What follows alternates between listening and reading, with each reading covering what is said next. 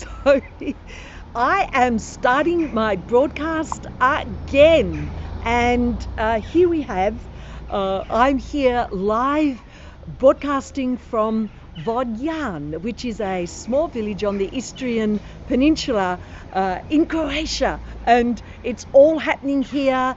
People are getting tickets for parking in the wrong place, and I'm having trouble with my live streaming today. So if there is anyone watching this, because most of my views are from replays, so could you please just let me know whether you can see the picture, because this is my second go and we couldn't see the picture before.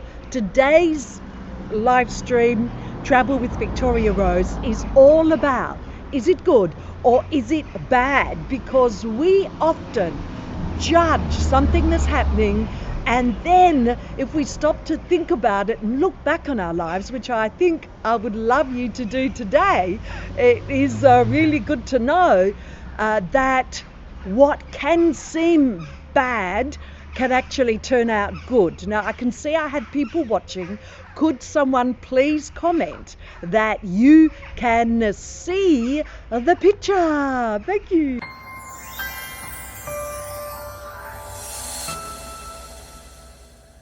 So yes, here we are traveling with Victoria Rose, and of course it is really awkward sometimes when you are off-site, and here I am. I wanted to do an outside broadcast for you.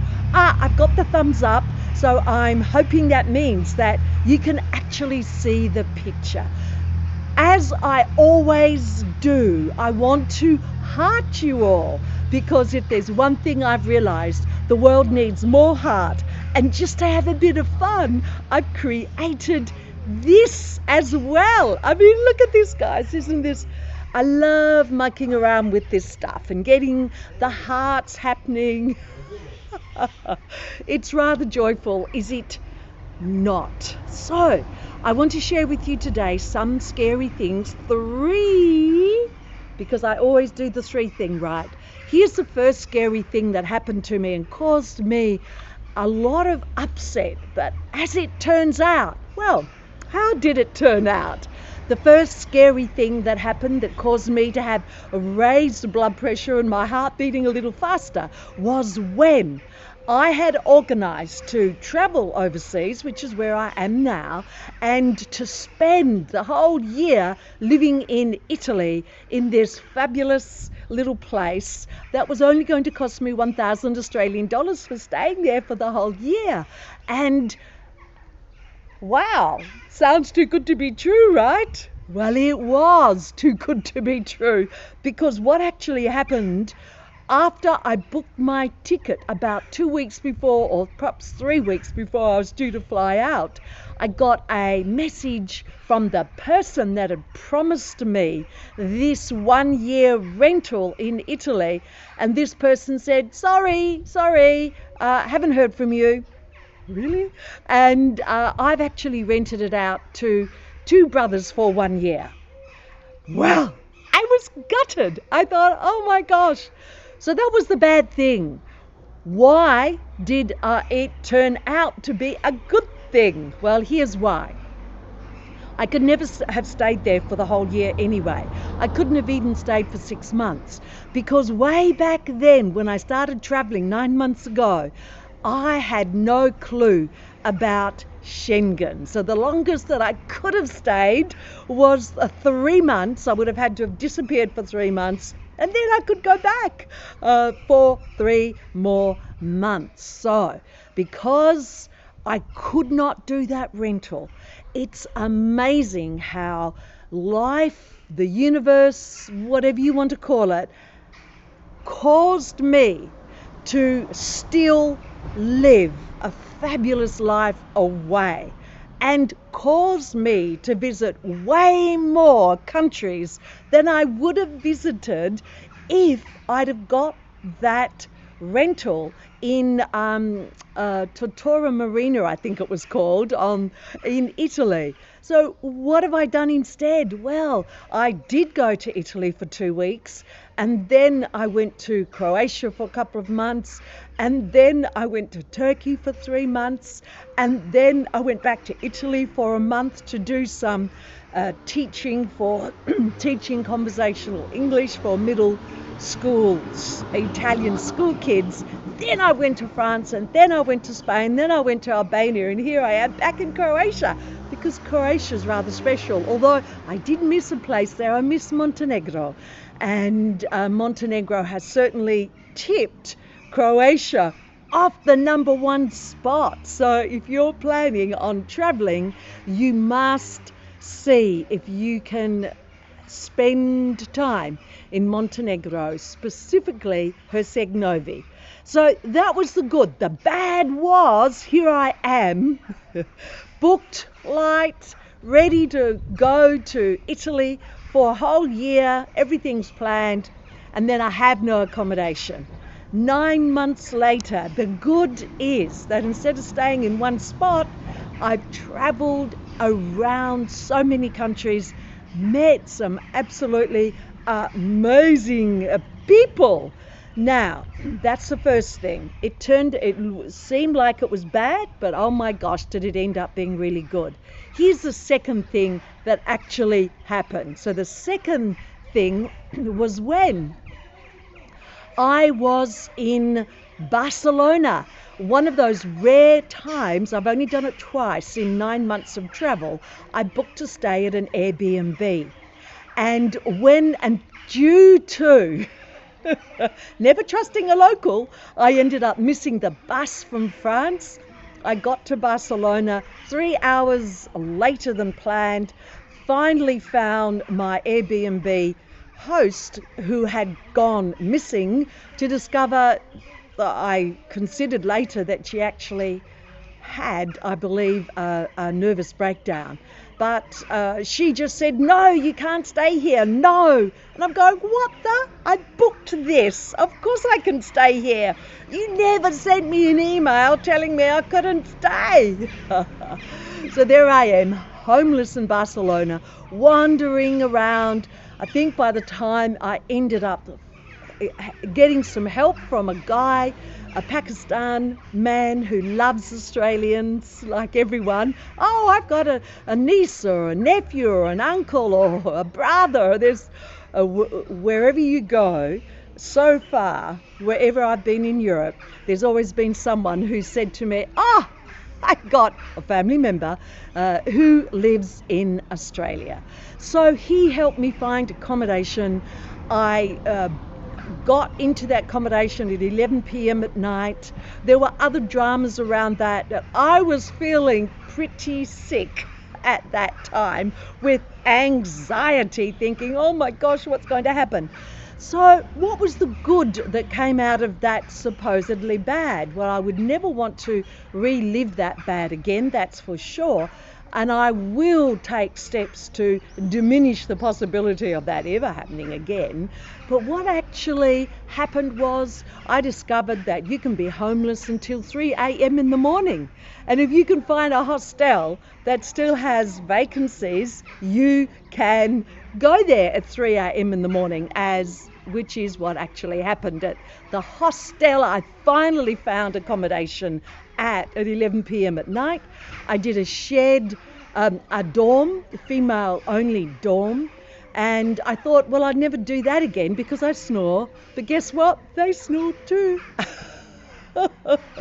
So there are times when, for financial reasons, for convenience, and for the location, I will now go to a mixed dorm.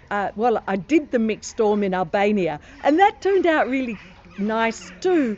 If I hadn't have had this experience in Barcelona, I probably would not have chosen this mixed dorm in Albania, in Tirana. So the moral of that story is, yes, it was bad wandering the streets with a low, hardly any charge left on my computer or on my mobile phone, unable to find the hostel, and I finally did because I asked someone, where is this hostel? But the good thing that came out of that is it opened my mind to other accommodation possibilities. And when you're traveling like I am, you need your mind to be open to other ways that you can travel. And of course, the really fabulous thing is that because it was a disaster, Airbnb not only refunded my the money I'd paid for the accommodation in Barcelona, they gave me a voucher for almost $200. And it was with that voucher that I booked the accommodation in Herceg-Novi in Montenegro. And so 8 nights of accommodation cost me, in the end, 39 cents because I had the voucher. And now I have these most wonderful memories and experiences of my time spent in Herceg-Novi and met some really, really special people. So what's the third point? So the first point was thinking I had a year's rental at this little place on the coast in Italy, to have that torn away from me cruelly about 3 weeks, just as I'd booked my flights. But look how it turned out. I have seen all of these fabulous countries. I've certainly grown a lot more as a human because I've had to have all these challenges, which I have looked at and said to myself, I'll figure it out. And I always have. And the second one was homeless in Barcelona. So what's the third one? Well, the third one was when I did a volunteer with Workaway in Albania. Now, I had a video chat with those guys, with the hosts, and when I got there, after 1 week, I discovered that I was there for a month, right? Almost a month. I discovered that this peeling and chopping and mopping and slicing and dicing and sweeping, all of that stuff that a kitchen hand does, wasn't just for now. It was actually the expectation of me for a whole month. And it's not that I'm above that stuff, guys, okay? I've done that stuff for decades. But I did not go to Albania to do that. So I was kind of deceived, I guess, although I don't believe that it was an intentional deception. I discovered that their comprehension of English in particular was really, really low, much lower than what it appeared at first. And the words kitchen hand were never mentioned, not even once. So when I got there, and after the first week, I was not happy. I'm thinking, I have all of these skills. I've got these social media skills. I can help this social business with their Facebook, which was one of the reasons why I applied to volunteer for them. I had the skills to help them build their Facebook business page and grow the people that are coming through the door. And so I said, okay, this is it. I am going to do that. I will still help out in the kitchen, but not for 4 hours every weekday. I'll do that maximum a couple of hours, and the rest of the time I will do what I really came here for, and that is to build awareness around the social business restaurant. So the bad was I'm there peeling onions. My first job as a kitchen hand was to peel a huge plastic bag full of onions to get the skin off and then to slice and dice them. And I'm there crying my eyes out. And I'm thinking, I didn't pay 300 euros to travel here to do this. So what was the good that came out of that? Well, the good is it's really developed my understanding of how people can act like they understand what you're saying. And let's face it, guys, even if you're talking to someone where English is their native language, there's still so much miscommunication. Imagine when the other person has really, really limited English, but they act like they know what you're talking about. Boy, was I fooled. Well, that's not going to happen again. I'm going to be much clearer. And the good is that I got to meet, again, it's the people.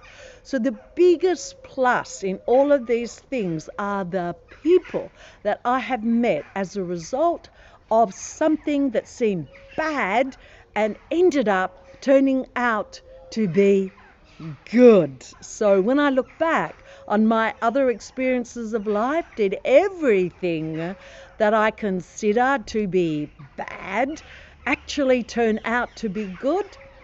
Well, that's an interesting exercise that you might like to go through. You know, when you lose someone, or when a relationship breaks up, or anything, being in that situation that you deem as bad, what has that done for you? Has that caused you, like it did for me?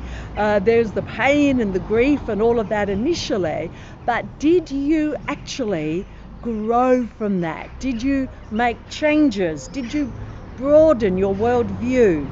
And therefore, having that experience caused you to start to live a better life. Well, thank you for being with me today. It was a tough one today. We had lots of problems. Hey, how do you like this this heart? I love the hearts, as you guys know. How do you like my little introduction here? So, oh, by the way, if you haven't liked my page, please go ahead and like my page. Thank you for joining me today